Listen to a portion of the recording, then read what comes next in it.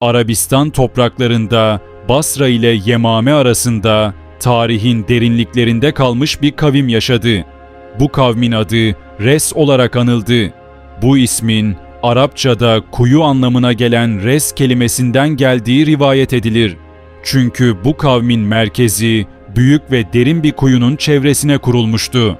Res halkı başlangıçta nimet içinde yaşıyor, ellerindeki su ve bereketli topraklarla rahat bir hayat sürüyordu.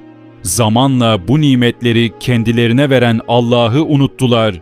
Şükretmek yerine şirk koştular. Ellerine aldıkları taşları yontup putlar haline getirdiler. Her kabile kendi yonttuğu putu kutsadı. Kurbanlarını onlara sundular. O putlardan rızık, şifa, bereket beklediler. Tefsir alimlerinin aktardığına göre bu kavme Allah Teala içlerinden bir peygamber gönderdi. Bu peygamberin adı Kur'an'da geçmez.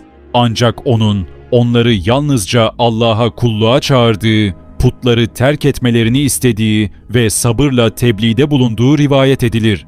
Peygamber kavmine şöyle seslendi: "Ey kavmim, elinizle yaptığınız taşlardan nasıl medet umarsınız? Sizi ve bu toprağı yaratan, size suyu indiren Allah'tır. Ondan başkasına yönelmeniz ancak kendinize zulümdür." Kavmin bir kısmı onu dinledi ama büyük çoğunluk onun sözlerini reddetti. Özellikle ileri gelenler onun sözlerinden rahatsızlık duymaya başladı. Çünkü putlar üzerinden güç elde ediyorlardı. Halkı korkutarak, adaklar alarak, şirki kullanarak menfaat sağlıyorlardı. Peygamber ise bu düzene karşı tek başına durdu. Onlara önceki kavimlerin akıbetini hatırlattı. Ad ve Semud'un nasıl helak edildiğini anlattı. Ama kibirli topluluklar bu hatırlatmalardan ibret almadı. Tam aksine öfkelendiler. Bir süre sonra alaylar başladı. Halkın ortasında konuştuğunda taş atıldı. "Tanrılarımızı aşağılıyor" diyerek üzerine yüründü. Bazı günler hiç konuşmasına bile izin verilmedi. O ise her defasında Allah'a sığındı ve tebliğden vazgeçmedi. Peygamber her gün olduğu gibi yine kuyu başında tebliğine devam ederken kalabalığın içinde ona yönelik bakışlar daha sertti. Her sabah kavmin toplanma yerlerine gidiyor, kuyunun başında insanlara hitap ediyordu. Sözleri tekti: "La ilahe illallah, Allah'tan başka ilah yoktur. Rızık veren yalnız O'dur. İndirdiği suya değil, indirenin kudretine yönelin." Kavmin çoğunluğu bu sözleri duymak istemiyordu. Putlarını yücelten, taş yığınlarından medet uman bu halk, her uyarıda daha çok öfkeleniyor, her nasihatte hakikatten daha fazla uzaklaşıyordu. İleri gelenler, peygamberin susturulması gerektiğini düşünmeye başladı. Halkın içinde onun sözlerinden etkilenenlerin olduğunu fark ettiler. Özellikle gençler arasında söylediklerini düşünenler vardı. Bu da şirk düzenini sarsabilecek bir işaretti. Bunun üzerine kavmin liderleri toplandı. Önce halkı kışkırttılar. Onu yalanlamakla kalmayıp aşağılamaya başladılar. Bir kısmı "Bu adam bizim atalarımıza dil uzatıyor" derken diğerleri "Tanrılarımıza hakaret ediyor, uğursuzluk getiriyor" diyordu. Ona hakaret edenlerin sayısı arttıkça ona kulak verenlerin cesareti azaldı.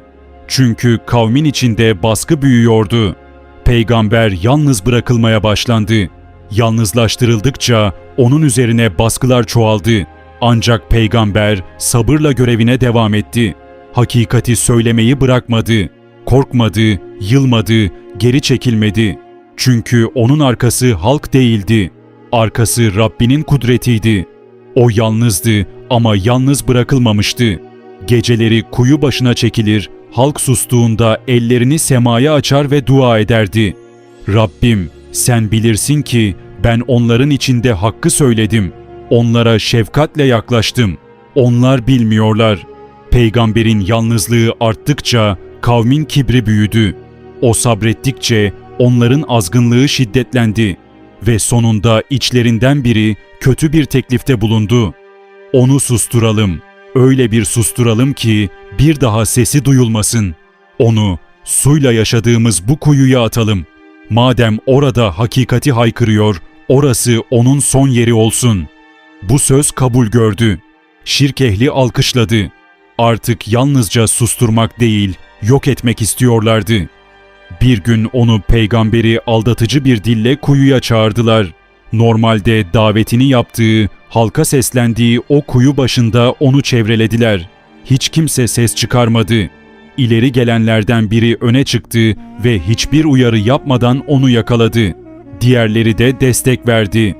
Onu bağladılar ve kuyunun başına kadar sürüklediler. Kuyunun içi derin ve soğuktu.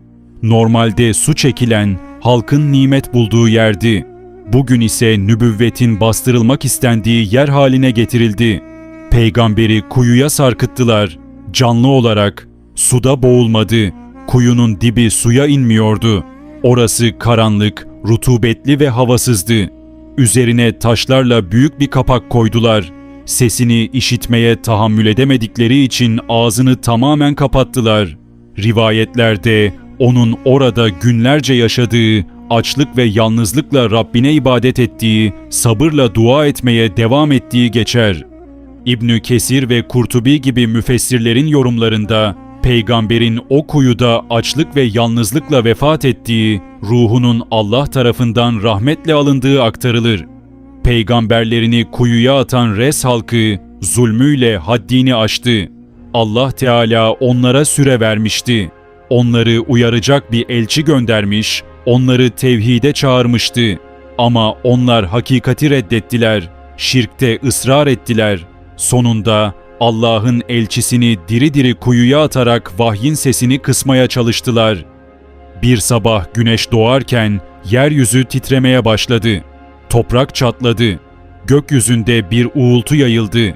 Res halkı ne olduğunu anlayamadan toprak altından onları çekmeye başladı.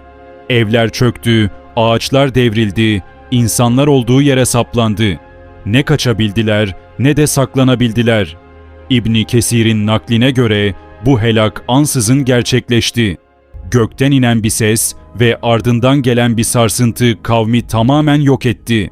O büyük kuyu önce onları seyretti, sonra onu da yer yuttu. Tüm şehir çöktü. Yerle bir oldular. Yüce Allah onların adını helak edilen kavimler arasında zikrederek kıyamete kadar gelecek insanlara bir ibret vesilesi kıldı. Bir kavim Allah'ın elçisini yalanlar, onu zulümle susturur, hakka sırt çevirirse Allah o kavmin üzerine azabını indirir. Ne çoğunluk onları kurtarır, ne servet, ne putlar, ne de taş yığınları. Kurtuluş yalnızca Allah'a yönelmekle mümkündür.